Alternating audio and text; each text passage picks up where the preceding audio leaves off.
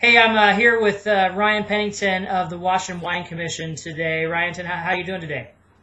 I'm well. How are you? Good. Looks like you got a lot of activity going, like your office there in the background. Yeah, exactly. The glamorous wine business here in the background. Well, hey, I appreciate your time, and I wanted to touch base with you. There's been a lot of talk and activity and swirl around what's happening in the Washington Wine area, just with all the happenings with the Wine Bloggers Conference. Lots of people talking about the state of Washington. So I figured, as what you do for the commission, why don't you explain what you do for the Washington Wine Commission first off before we get started? Sure. So I'm the Senior Communications Manager, and that is a fancy way of saying I am one of the PR team here at the Commission. So I personally am responsible for media outreach to wine and lifestyle and travel media, as well as a lot of our social media work.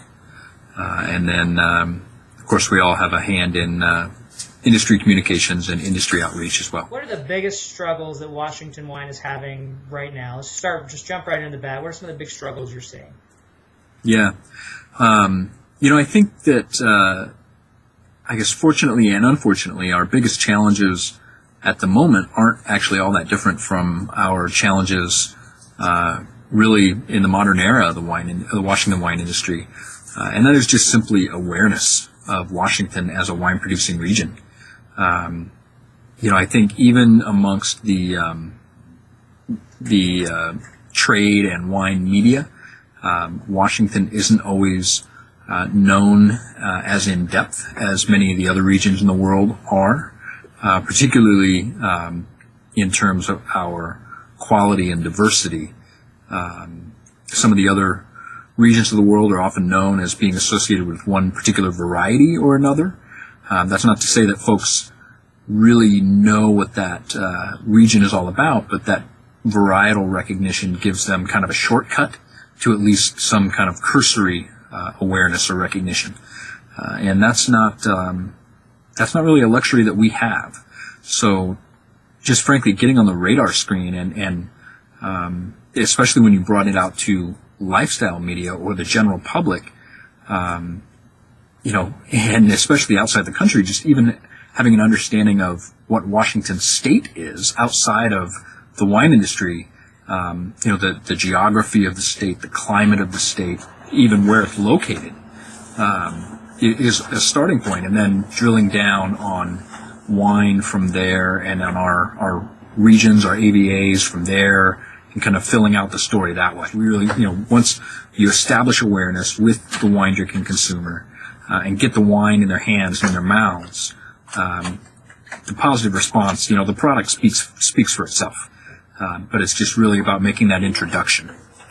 So you're talking about those struggles and challenges, then it kind of leads right into the next question. What are some of the key things that you're doing, kind of near-term stuff to get the word out? I know you've worked, I've seen some tastings over in New York City and such, but what types of things like that in and around the region, if you want to talk regionally, and then maybe expanding it beyond regionally, keeping it brief, of course, but letting us know what's happening.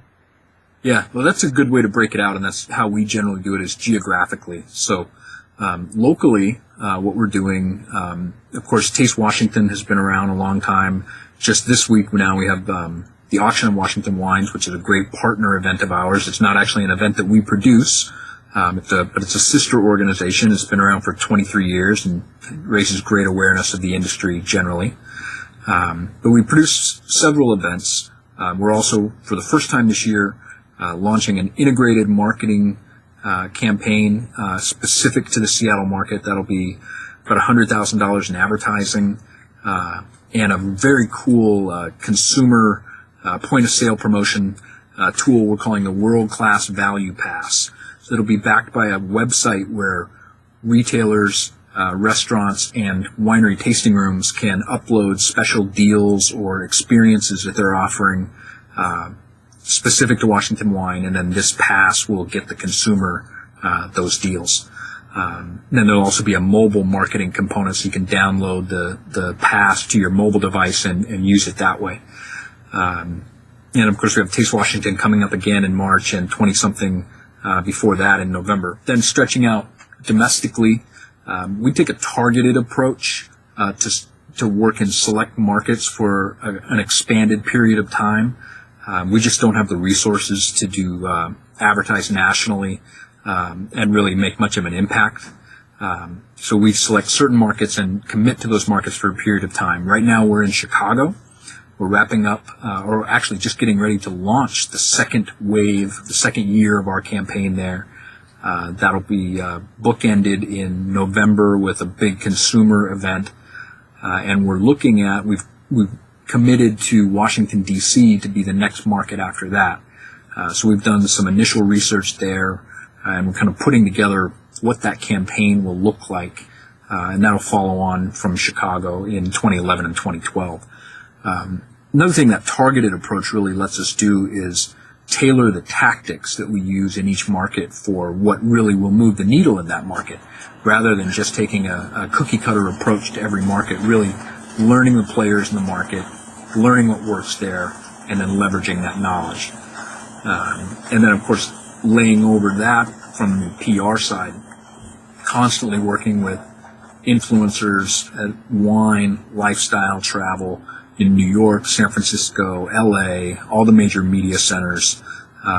We, as much as we can, bring them to Washington, because we found that nothing turns the light bulb on like seeing the region firsthand. And internationally, we take a targeted approach as well. Our three primary markets right now are Canada, Japan, and the UK. Those are ongoing for us. We have contractors on the ground in each of those markets that help us from a PR side and logistics perspective. But we do events there. We do a major inbound trade tour every year here in Washington, bringing 80 people from all over the world here for a week to meet with the members in the industry directly. That's been going on for almost 10 years now. But let's wrap it up with two quick questions. One, what was your overall impression for the Wine Bloggers Conference in Walla Walla? And from your perspective, how did you see that playing out? Well, I thought it was fantastic. I think just the fact that we were able to recruit the conference to come to Washington and to lead California for the first time, I thought was outstanding. And Walla Walla put on a great show, and it was phenomenal. And to me, it was just evidence of what I said earlier, is getting people to Washington State and watching that light bulb go on. People just had, I thought, from my experience, I saw people having a fantastic time, and I thought the coverage that came out of it, not only during the conference, but the posts that strung on, and I'm still seeing stuff popping up. Yeah. I think it's fantastic. I think it also, I saw the chatter out there, immediately following it, some people wondering, what was the ROI, but from the people I've talked to, it also turned some light bulbs on from the industry side, saying, okay, this social media thing is for real. These people really are serious about what they're doing, and they have reach, and they can have an impact.